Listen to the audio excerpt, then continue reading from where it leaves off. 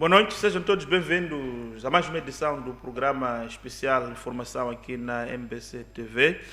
Abrimos este espaço para analisar, ou na sequência da última comunicação do candidato do partido Podemos, Venâncio Mondlane, que anunciou para esta quarta-feira o início da chamada fase 4x4. É uma fase mais radical do ponto de vista de medidas que este candidato tem estado a convocar as populações para implementar. E para analisarmos estas fases, mas do ponto de vista de segurança nacional, convidamos aqui o professor Carlton Cadeado, a quem desde já agradeço a sua presença aqui no nosso canal. Muito obrigado. Inicia amanhã a chamada fase 4x4, que, dentre outras medidas, propõe o encerramento de fronteiras, portagens, as sedes do Partido Frelimo, recomenda o cancelamento de voos nacionais, as festas de final do ano e de Natal também têm forte recomendação para que sejam adiadas. Fala-se também da necessidade de cancelamento de todos os eventos culturais. Das 8 às 15h30 os carros não podem circular. Das 15h30 às 16h temos o entoar do hino nacional de África. Depois, às 21 horas, temos uma sessão também de vuvuzelas e apitos. Portanto, o que nós queremos fazer neste debate é, aproveitando a sua experiência como professor das áreas de segurança e de Estado, a questão que eu lhe coloco, professor Carlton, é qual é a análise que faz dessas medidas do ponto de vista de segurança nacional? Belmiro, muito obrigado. Eu quero primeiro agradecer pelo convite para estar aqui e elogiar este programa que em tão pouco tempo conseguiu ocupar um espaço privilegiado e é bem apreciado. Obrigado. No meu caso, Obrigado. Não tenho dúvidas em dizer isso. Em relação à pergunta que me coloca, em termos de segurança, está visto aqui que nós temos medidas não militares, mas que configuram ameaças de caráter subversivo. Nós temos medidas não militares que podem pôr em causa a segurança nacional, tal como bem disse. Neste caso, podemos olhar a dimensão econômica como uma das medidas não militares, uma das ameaças não militares. Neste caso, estaríamos a falar de ameaças à economia que podem depois gerar muitos outros problemas de segurança, inclusive a ponto de chegar à dimensão de violência. Agora, se isso chega à violência na dimensão de guerra, eu acho que é pouco provável agora, mas como qualquer analista de segurança, qualquer análise de segurança que você faz, é proibido você subvalorizar a ameaça. Mas que é um perigo do ponto de vista de segurança nacional, é porque já está a ameaçar o funcionamento normal de uma economia de um Estado. E agora, a questão do fundo que se coloca é, perante essas ameaças, qual é o papel do Estado? Perante essas coisas, o que o Estado deve fazer? Então, o Estado tem duas coisas, dentre várias que pode fazer, mas eu vou destacar aqui. A primeira que é a medida pedagógica de comunicação das pessoas, para as pessoas saberem do perigo que isto pode gerar do ponto de vista de segurança nacional. Estou a falar de segurança nacional. Esta é uma função pedagógica. A outra é a função dissuasora, não é? Fazer dissuasão para que isto não aconteça. A terceira pode ser a mais radical, mas não pode ser descurada, que é fazer o recurso à força, não é? Fazer o recurso à força. E esse recurso à força pode ser feito, inclusive, com mecanismos que a lei já prevê, não é? A lei já prevê. Porque é importante que as pessoas saibam que o Estado ainda não usou a máxima força no meio de tudo isto. E se calhar até intencionalmente para aproveitar que o último recurso não se torne o primeiro recurso, como aconteceu, por exemplo, em alguns casos erradamente com a polícia, não é? Em casos isolados que nós tivemos de polícia, que usou o disparo, o tiro como o primeiro recurso, quando devia ser o primeiro recurso. Então temos estas várias. Agora, o mais importante no meio de tudo isto é o Estado saber comunicar com as pessoas para poder fazer com que as pessoas se desmobilizem, não é, do lado subversivo e passem a estar do lado do Estado. Não estou a dizer do governo. Quando nós fizemos essa introdução do programa, eu estamos a tentar explicar aqui que o objetivo aqui é discutir segurança nacional, responsabilidade do Estado. Nós estamos aqui para discutir política partidária, quem tem razão, olhar, porque no fim do dia, mais do que os partidos existem, o Estado, o governo existe, mas esses passam. O Estado ele permanece. Não é mais essa perspectiva que eu queria. Exato. Por isso é que estou a olhar também para as dimensões de segurança. Exatamente. Você tem segurança humana, você tem segurança econômica, segurança política, societal e tudo mais. Mas quando você fala de segurança nacional, todos nós somos responsáveis por garantir que a segurança nacional esteja lá. É por isso que é importante que o Estado use a sua capacidade de mobilização de todos para poder defender. O Estado tem sabido comunicar nessa perspectiva, no sentido em que fala aqui da questão de desmobilizar as pessoas, ou mobilizar as pessoas para a segurança nacional. Exato. Temos sido capazes, o Estado tem estado à altura deste desafio. Dizer sem rodeios, sem nenhum filtro, sem nenhuma censura e autocensura, eu não tenho reservas em dizer que a comunicação não está boa. A comunicação não está boa, a comunicação é reativa, não é? E é um tipo de comunicação que aparece para fazer o controle do dano. Não é? Em inglês a gente chama isso de damage control. Não é? E quando isso acontece, normalmente você está a correr atrás do prejuízo. Quando isso acontece, normalmente você não está a ser um estratega. Por que eu digo isto? Porque qualquer lição em qualquer parte do mundo, em estudos de segurança, estudos estratégicos, a recomendação é você estar sempre à frente dos problemas, estar adiantado em relação aos problemas. É verdade que você nunca consegue fazer isso todas as vezes, não é? Porque há coisas que escapam o controle, mas você tem que fazer o máximo disso. E a forma mais ideal, mais suave, é a comunicação, o que os outros chamariam do soft power, o poder suave. E agora, ao que tudo indica, não está a haver essa comunicação. Nós estamos sensivelmente 2 meses, um mês, alguns 50 dias por aí, deste tipo de movimentos. E de facto, daquilo que temos estado a ver, pronto, houve a primeira chamada de um dia, havia aquela, não é uma questão de um dia vai passar, depois de 2 dias vai passar, 3 dias não, as pessoas vão cansar. Mas temos estado a ver nos últimos tempos que há cada vez maior, digamos, mobilização das pessoas, principalmente na cidade de Maputo, e ao nível dos estratos sociais. Portanto, pensávamos que esse é o movimento, digamos, entre aspas, dos excluídos, mas começamos a ver também a classe média a participar desse movimento. Qual é o sinal que isto quer trazer, digamos assim? O que é que os decisores, do ponto de vista do Estado, devem olhar para esse tipo de sinal? Veja só, Belmiro, estas manifestações têm um grande peso por ocorrerem na cidade de Maputo, que é a capital do país. Há de reparar que nós já tivemos no passado outras manifestações na cidade de Maputo. Estou a falar de 1993, 2008, 2010 sim. E aquela ameaça de 2012 sim. Que depois nos concretizou. Então, com base naquelas manifestações, nós tivemos um padrão de ameaça, não é?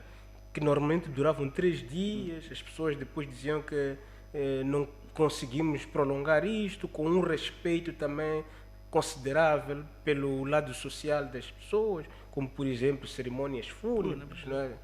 Então havia esse sentido, mas hoje já não há esse sentido, a tal ponto que as pessoas estão dispostas a ir assim. Então é preciso sentarmos e fazer uma análise comparativa.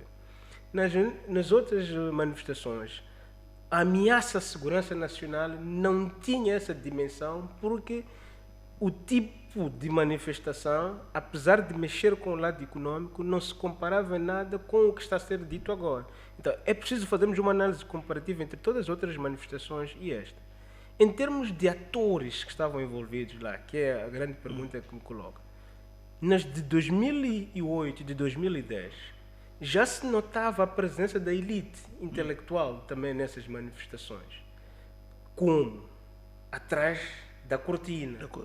as redes sociais. Naquela altura não era o WhatsApp, mas já se tinha o Na altura, Facebook. os Facebook, os blogs, Os né? blogs, exato, funcionavam.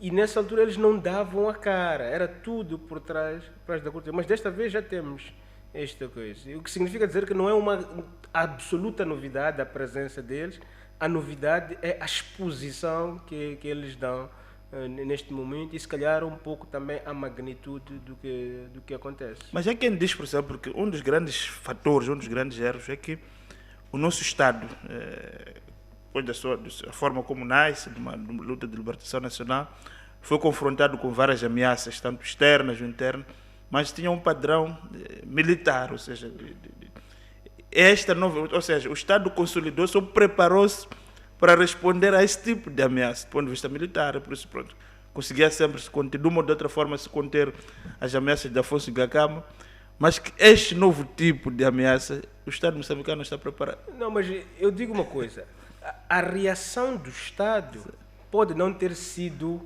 a mais robusta, mas que o Estado já estava a ver isto e já estava a ver. Por que eu digo isto? Se reparar nos últimos anos, quais são os setores que mais contratou gente no aparelho do Estado?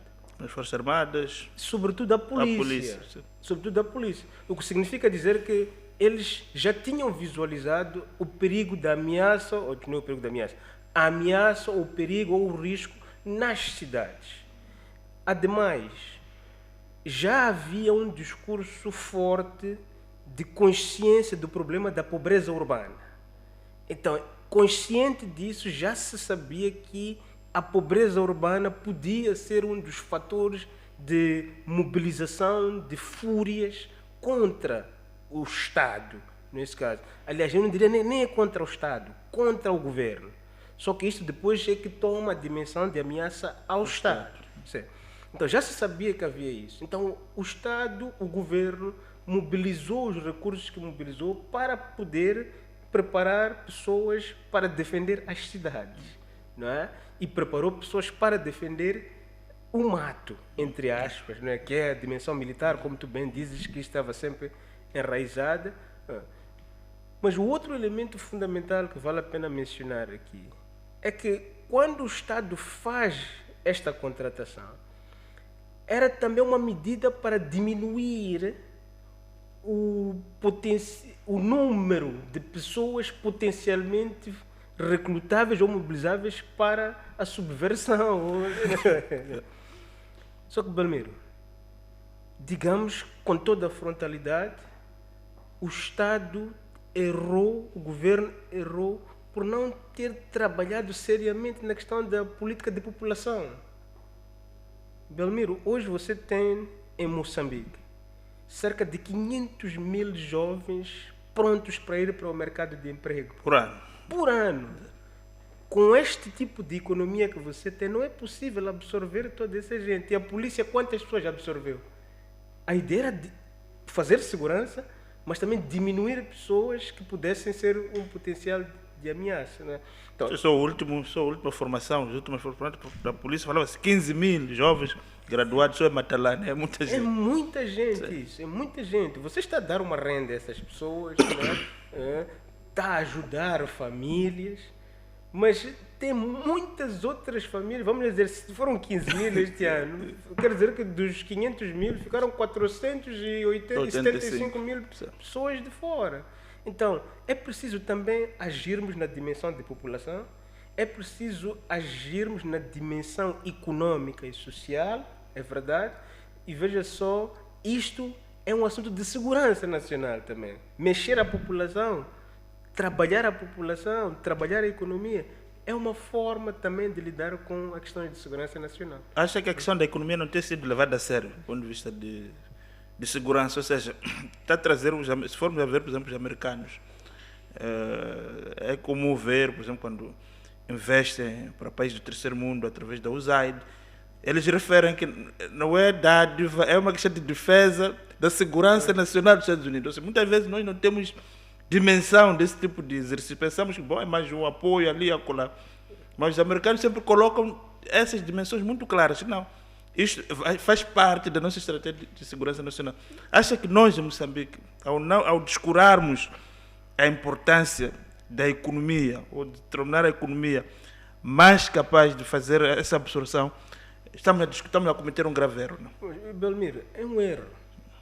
Você tem coisas estruturantes em Moçambique, inclusive na capital, que você faz porque está a olhar só no lado econômico. Mas pergunta lá quantas vezes a polícia, a defesa, a inteligência foi envolvida. Quando é envolvida, é tardiamente. Então, isto é um pouco a disputa que existe, não é só aqui em Moçambique, em muitos cantos do mundo existe essa desconfiança, este medo, a luta de vários interesses, não é? Que fazem o Estado. Em política externa, isso são grupos de interesse em competição. Mas noutros países onde a coisa está consolidada, estes grupos de interesse se juntam para fazer as coisas quando o assunto é interesse nacional, não é? E você não pode descurar a questão da segurança. A segurança é um elemento fundamental. Há coisas aqui na cidade de Maputo, como por exemplo você construir um novo bairro. Você projetou, fez isso e tudo mais, mas no fim é que você se lembra que nós não chamamos a polícia. Onde é que nós vamos colocar a esquadra? Às vezes até é você que é arquiteto que achou que tem que colocar a esquadra aqui. Mas há considerações técnicas, por exemplo, que só a segurança lhe pode dizer para poder fazer a coisa funcionar. Então, nós temos que refortificar isto. E acho que esta é uma das lições que nós temos que tirar nestas manifestações, não é? Pensando outra vez na questão da segurança nacional. Porque a segurança nacional já não é só aquela dimensão de guerra, como nós falávamos antes, não é? Isto que nós estamos a ver aqui, assim, se não for acautelado, pode chegar a um nível de ameaça, até de violência, como eu dizia. Assim. Só não sei qual é o tipo de violência, mas já temos esta violência aqui, mas não sei aquele tipo de violência grande, como nós estamos a dizer. Não é? Por exemplo, o ministro da Defesa veio a público dizer que há planos de terrorismo. Subversão da ordem de negociação. Terrorismo, não, desculpa, de golpe de Estado. Sim. Eles fizeram uma avaliação da ameaça e para eles dizerem aquilo não é dizer só por dizer, não é fazer blefe, é que há alguma coisa séria para tomar em consideração. Mas tudo parte, Belmiro, da planificação e do tipo de envolvimento que você coloca. Né? Nós chegamos a um ponto no nosso Estado que o que conta mais é o lado econômico e só nos lembramos da segurança nacional. Mas muitas vezes também o lado econômico não necessariamente até o serviço do interesse nacional, é para interesses de grupo. Muitas vezes vimos o desmembramento de grandes objetos econômicos nacionais entregues a grupos de rapazes aí, porque tem, portanto, essa questão também é muito séria. Sim. Então, com tudo isso, você olha, por exemplo, para as grandes indústrias que nós tivemos aqui, as grandes coisas. É verdade que outras coisas nós não controlamos, porque éramos pequeninos. Mas as grandes concessões, por exemplo, eu falo muito, por exemplo, dos caminhos de ferro, dos portos, entre outros, totalmente nas mãos de capitais estrangeiros. Mas, como mais eu dizia, em Portugal dizia uma coisa que se calhar, só para introduzir aqui uma conversa, só comparativa. Isso aqui é interessante que o Portugal sabe privatizar, tem um plano de privatização, mas quem está a comprar é uma empresa pública chinesa, ou seja, quem está a comprar, tenta atuar na privatização em Portugal, é o Estado chinês, quer dizer, é um pouco disto. Temos que também a ver um pouco disso. Esse é um paradoxo, mas veja só, eu acho que não podemos ter medo de gente de fora. Vou lhe dar um exemplo. Posso falar aqui essa coisa? Al Jazeera, como é que foi construído? Os cataris disseram que nós queremos fazer, aí vem outra vez o objetivo, o interesse nacional. Nós somos um país pequeno e temos que fazer a nossa relevância no mundo para garantir a nossa segurança nacional.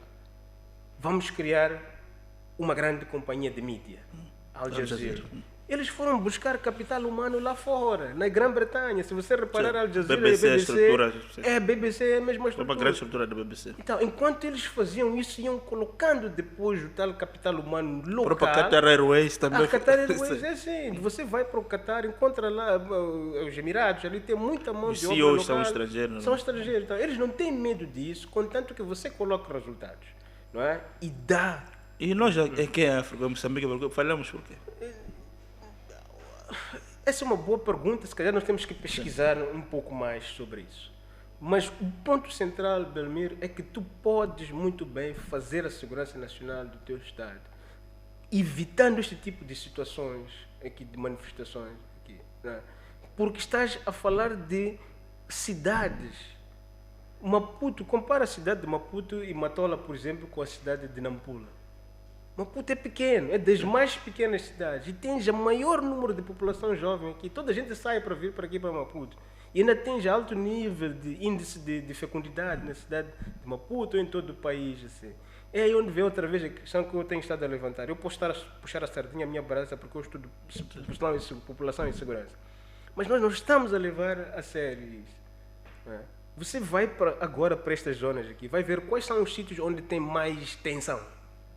São os bairros mais povoados de população jovem. Então, é aí onde você tem que ver a questão da segurança nacional também ligado à demografia.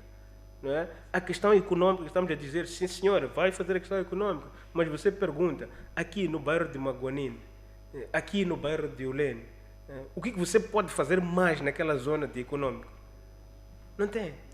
Não, nós falamos mal, por exemplo, do plano de operação-produção há muito tempo, que eu acho que foi uma boa política, só foi mal implementado, não é? Que eu estou a escrever agora e chamo de excessos da revolução. Não é? Mas há muito espaço agora, fora das grandes cidades, que não está a acontecer coisas que façam o Belmiro dizer estou cansado da cidade, deixa-me sair. Que o meu filho diga, chega, não quero ficar aqui, vou sair. Não é? E é curioso que nós aqui em África temos a tendência de sair do campo para a cidade. Mas na Europa, noutros sítios, as pessoas estão a sair da cidade para o campo. Tá vendo? É verdade, são contextos diferentes e tudo mais, mas do ponto de vista da segurança, é preciso nós refletirmos também sobre a população, é preciso nós refletirmos sobre a economia, né? Que estas duas coisas têm que andar juntas e, sobretudo, envolver a segurança, a defesa, a polícia nestas coisas. Uma das questões que eu queria também colocar é que na fase anterior, na terceira fase, agora parece que são fases com etapas, vemos situações, por exemplo, de polícias, militares a serem coagidos por civis para descerem. Foram construídas, digamos, campas contra pessoas. Que movimento é este, professor Carlos? E como é que se interpreta o facto de agentes do Estado, de autoridade do Estado, colaborarem claramente em ordens manifestamente ilegais? Como é que qualificas isto? Não, aí tens duas coisas, Valmir. Pelo menos na minha interpretação. Sim. Se tu estivesses nessa situação com arma, como é que tu ias agir? Porque há um erro nisto aqui. Assim. E por isso estou a dizer que nós temos que tirar lições de segurança nisto. O governo, o Estado, recrutou muitos polícias, mão de obra. Mas quando você vai ver a capacidade de meios para a polícia agir, você nota que há algumas fragilidades. Por exemplo, quantos carros de canhões de água, de jatos de água que você viu agora nestas manifestações? Quase nenhum. Quase nenhum. Estamos a dizer que, olha, este país é grande. No mínimo, você devia hoje, se está a tirar lições, dizer que as próximas situações nós vimos no passado que precisávamos de mão de obra. Mas hoje já não precisamos de mão de obra, só precisamos de meios para lidar com isto. Eu estou a falar de canhões de água, mas posso lhe falar do básico. Um megafone para o polícia falar com os manifestantes. Porque o que está a acontecer agora, que é um erro de segurança que as pessoas não conseguem perceber, porque não são especialistas nessa área, é que você tem um polícia a falar com os manifestantes... Pois está rodeado de uma multidão. Exato, isso é um erro. Isso é um erro. Quanto mais próximo, mais vulnerável está o polícia. E é aí onde o polícia é obrigado a usar o último recurso como o primeiro recurso. Mas se ele estivesse distante, a comunicar com os manifestantes longe, aí sim é o primeiro passo da dissuasão, falar com eles. O segundo passo, eventualmente disparar os canhões de água. O terceiro, eventualmente, podia ser disparar o gás lacrimogéneo. Em último caso, você dispara para o ar um tiro de bala de borracha. Então, você tem várias etapas em função da proporcionalidade, como bem se diz nisso da ameaça. Mas você não teve isso. Né? A única coisa que você fez foi preparar os homens. Mas os homens sem os meios, não é? Um polícia aqui assim, 2 metros, com a fúria das pessoas. Então acaba sendo arregimentado para a polícia. Então está aí a resposta primeira, eventualmente, da reação da polícia. Para se proteger primeiro. Vou lhe dar um exemplo. O Belmiro já andou no avião, já ouviu aquelas medidas de segurança. Em caso de queda repentina de pressão, puxa a máscara, coisa, e ele diz uma coisa: primeiro ponha a sua máscara, depois é que ajude os outros. O que é isto? É uma medida de sobrevivência primeiro. Você tem que estar seguro para você ter condições de ajudar os outros. Então, naqueles casos em que você tem um polícia rodeado de 5, 7 pessoas, a proximidade da coisa, o instinto de sobrevivência pode obrigar a entrar em excessos. Mesmo quando são 5 metros só, a pessoa vê o instinto de sobrevivência, fica em pânico e primeiro erro, depois os outros. Então, provavelmente essa é uma das coisas que explica o excesso. Pode ser também a falta de preparação, mas é um instinto de sobrevivência. E essa é outra coisa também que explica eventualmente o motivo das pessoas embarcarem naquelas coisas, fazerem aqueles sinais, aqueles rituais, não é? Porque é o medo que está ali imperar. Mas como é que civis, como é que nós chegamos ao nível dos próprios civis, digamos assim, imporem medo a agentes da autoridade? Não, o número faz diferença, Belmiro. O número faz diferença. Se tu olhas, outra vez, isto são medidas, matérias de segurança. Tu tens, vamos assim dizer, 100 pessoas ou 200 pessoas a guarnecer a tua casa. Cada uma tem 2 ou 3 carregadores de uma KM. Quantas pessoas essas 100 pessoas vão matar em caso de excesso? Mas se tu tiveres 50 mil pessoas a marchar, as tuas balas não vão ser suficientes para matar 50 mil pessoas. Pode até matar 5 mil pessoas, 45 mil vão entrar na tua casa. Então, esse é o problema de lidar com massas. Lidar com massas. E é um assunto de segurança. É um assunto de segurança. Veja só, vou voltar outra vez para a população e segurança. Por que você vê na Europa um bocadinho mais de segurança em alguns países? Você tem uma população jovem que faz parte de 0,5%. Nas marchas vão pessoas séniores, adultos, idosos. Sabe? Os jovens estão lá, sim. Mas agora, noutros sítios na Europa, onde você tem, por exemplo, juventude, França, por exemplo, não é? E você vê o problema que é a manifestação lá. E nós também temos a mesma coisa aqui. Então, não estou a dizer que a solução toda passa pela questão demográfica, porque os meus professores, amigos da demografia, vão me condenar porque chamam-me malthusiano, né? Neomalthusiano. Não, as pessoas precisam de viver, de nascer e tudo mais, mas é preciso que haja um controle, um incentivo controlado, regulado e tudo mais, de mexer com a população. Porque se não há, por exemplo, população aqui, né, ou espaço para você acomodar essa população toda, outros países incentivam a migração da sua própria população. Os chineses fazem isso. Dão dinheiro, o companheiro Belmiro sai, vai fazer investimento lá, vai. Então, essa é uma medida também de controle de população. Agora, o problema aqui é que você vai dizer ao teu jovem aqui em Moçambique, imigra lá. Basta ele sair de fora de Maputo, ele não é competitivo. É um peso onde ele vai lá. Então você não é qualificável para ser recebido lá fora, porque você vai criar problemas. Mas você apanha os portugueses, os franceses. São cidadãos do mundo. São cidadãos do mundo e são qualificados para estar. Mesmo um pedreiro que você tem. Então, se calhar é aí onde vem. Por isso é que eu estou a falar da componente de população, mas também um investimento nessa população, a componente social e econômica. Mas a dimensão política, estamos quase no fim do nosso programa, mas queria também explorar um pouco a dimensão política da segurança. Ou seja, perante estes dados e as fraquezas que estamos aqui a apontar, qual é o papel da política na segurança nacional? Não, eles é que são estrategas. Quem está no topo, você tem os vários níveis de coisa, né? Você tem o topo da liderança, são eles que têm que definir as estratégias, né? Os elementos da segurança assessoram os políticos e cumprem. mas não são eles. Só que você tem situações aqui no nosso país, em muitos países também, em que o político decide matérias de exclusivo domínio técnico, não é? Que quando chega ali não tem relevância nenhuma.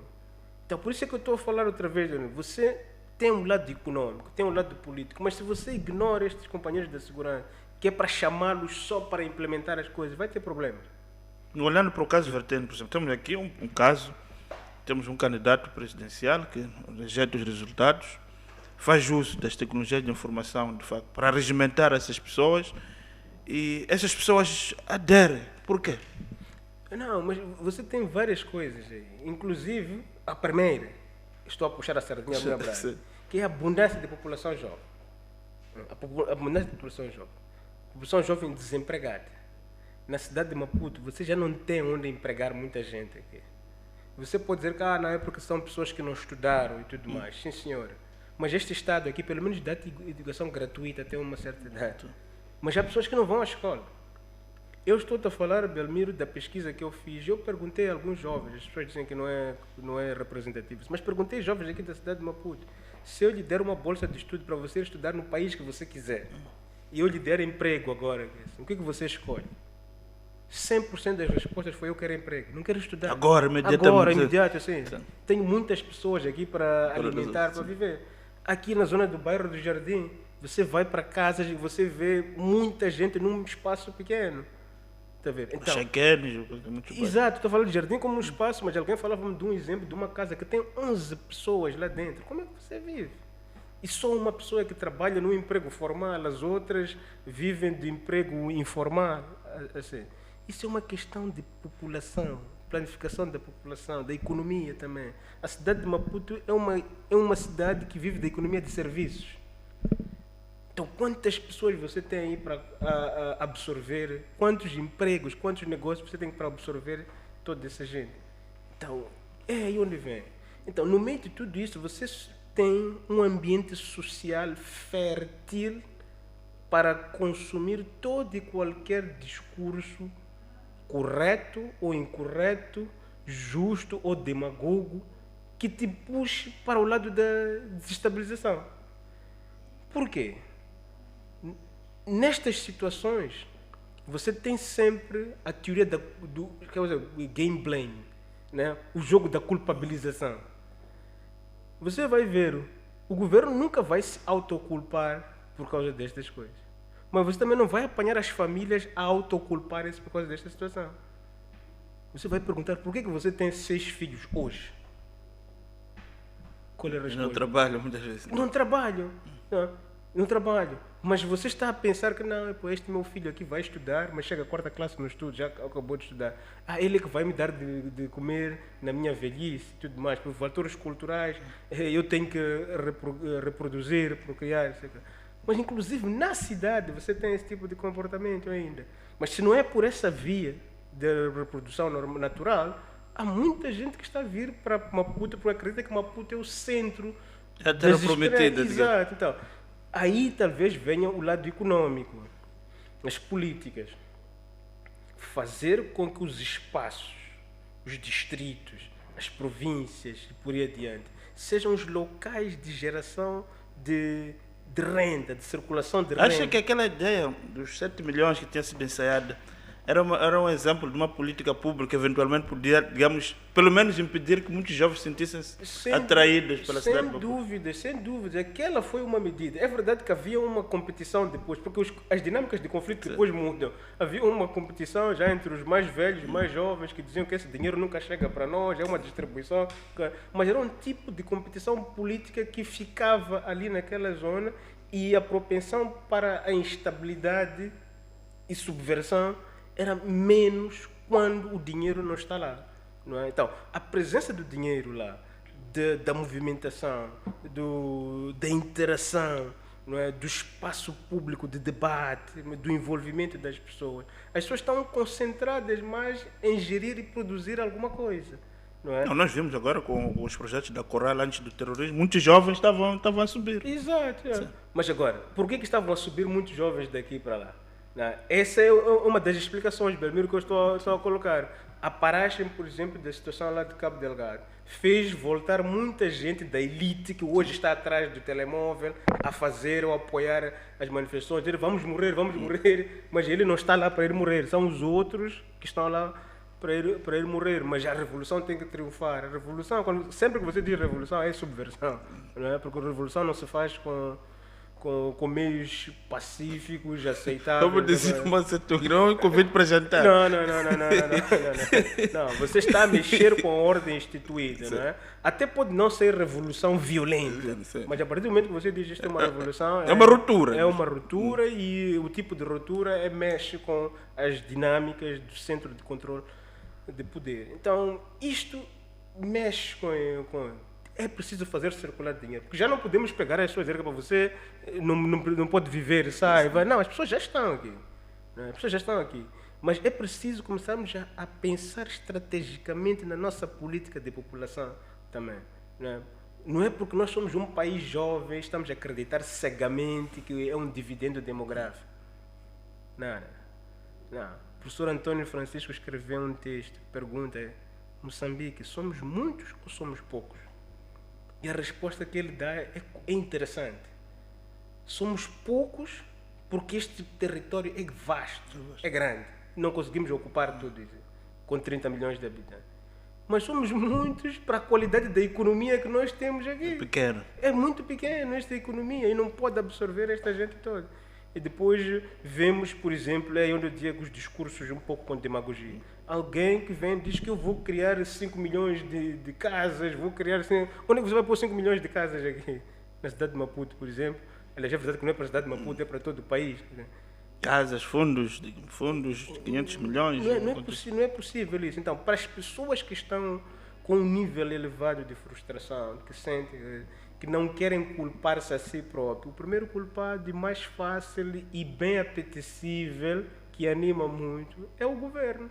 É mais fácil atacar o governo do que você se atacar a si próprio. Se calhar só para fecharmos mesmo, professor, esta situação dessas manifestações, falava aqui da questão das lições que nós temos que tirar depois disto tudo, mas também não nos remete um pouco para olhar, estamos a caminho de 50 anos, olharmos também para o nosso percurso. Falávamos aqui, por exemplo, da questão da forma como as privatizações foram feitas depois do período da Primeira República, a forma desenfreada com que pequenos grupos privilegiados ou próximos do poder se embarcam a riqueza, os contratos, tudo. Quer dizer, este tipo também de novo capitalismo selvagem, do abocaminhamento, porque é primo, é sobrinho, é cunhado, é tio do ministro, do presidente.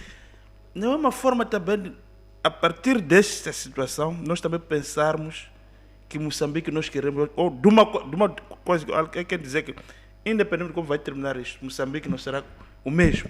Não, sem dúvida. Mesmo a forma de fazer manifestações não será o mesmo. Nós falávamos em off, por exemplo, essas coisas de portagens que estão a fazer aí, isso é um perigo para a segurança. Se essa moda pega, é um perigo para a segurança. É preciso, depois disto passar, é preciso fazer um trabalho muito sério de segurança para que isto não seja um modus vivendi, um modus operandi de renda das pessoas. Porque no final do dia o que as pessoas estão a procurar é renda. Sim. Você vai para essas manifestações agora, comparativamente às manifestações do passado, não é? Você via que o alvo preferencial nas outras manifestações eram os chapas. Sim. Por quê? Porque eles viam que a vida deles ficava mais cara, nós víamos que a nossa vida ficava mais cara porque o preço do chapa... Do chapa e do pão, basicamente era discutido. E era fácil o governo vir a público dizer para companheiros, vamos fazer o subsidiar o pão e o chapa. E as soluções ajudavam a resolver o problema. Agora parece que o cadeiro de encargos aumentou. Agora aumentou, sim. Então, por isso é que você vê nas manifestações agora, e já existia também no passado, não é? As pessoas, quando vandalizavam e continuam a fazer vandalismo, eles vão vandalizar lojas de conveniência, de comida, para ir buscar coisas, ou para vender para ter dinheiro, ou para ir buscar comida para ir pôr em casa. Não é? Então, estas eleições aqui, muitos dos que estão na rua a fazer esta manifestação, não estão a fazer a manifestação por causa necessariamente da questão política. Não é? É a questão social, econômica, que mexe com a vida deles. Mas é preciso também começar a responsabilizar as próprias famílias. Eu tenho um amigo que me dizia assim, sabe? Nós, como pessoas, temos que agir como um Estado. Aliás, nós somos um Estado. Em que sentido? É que o Belmiro, quando acorda, a primeira coisa que faz é garantir que está vivo. O seu Ministério da Saúde. Quando você sai de casa, tranca a porta. É o seu Ministério da Segurança que está ativado. Quando você vai ao banco para ver se tem dinheiro, é o seu Ministério das Finanças. Quando vai à escola dos seus filhos, é o seu Ministério. Então, no final do dia, você não tem todo o dinheiro que precisa para fazer esse Estado Belmiro funcionar. Então, eu, Carlton, que sei que o meu Estado tem capacidades limitadas, como é que eu vou fazer necessidades ilimitadas? Não pode. O que vai acontecer é que eu vou ficar furado em tudo e depois não vou me culpar a mim, vou me culpar aos outros. Não, esta é uma das coisas que nós temos que discutir. A responsabilidade do Estado, mas também a responsabilidade das famílias. Segurança nacional, você não pode fazer a segurança nacional só o Estado. É preciso as famílias, as empresas, a segurança e todos envolvidos nesta coisa. E nas cidades é um grande exemplo da necessidade da segurança ser pensada de forma global, envolvendo todos os atores. Mas essa classe política nacional tem capacidade para fazer essa reforma que tantos nós hacemos? Não, veja, ou precisamos de novos políticos? Não, vamos assim dizer, nós tivemos a construção do Estado como tivemos. Tu falaste aqui das privatizações e por aí assim. Essas são dimensões que estão a ser trazidas hoje para explicar isto. Mas eu digo-lhe uma coisa, se você tivesse feito as privatizações organizadas aí, mas continuasse a deixar a população solta de qualquer maneira, você não teria esse tipo de problemas? Não é garantido. É só uma hipótese. Não? Um counterfactual. Não é? Se você tivesse feito isso. Mas admitindo que o problema é econômico, é social, se as fábricas estivessem a funcionar, que a nossa agricultura absorvesse a população jovem e tudo, não é?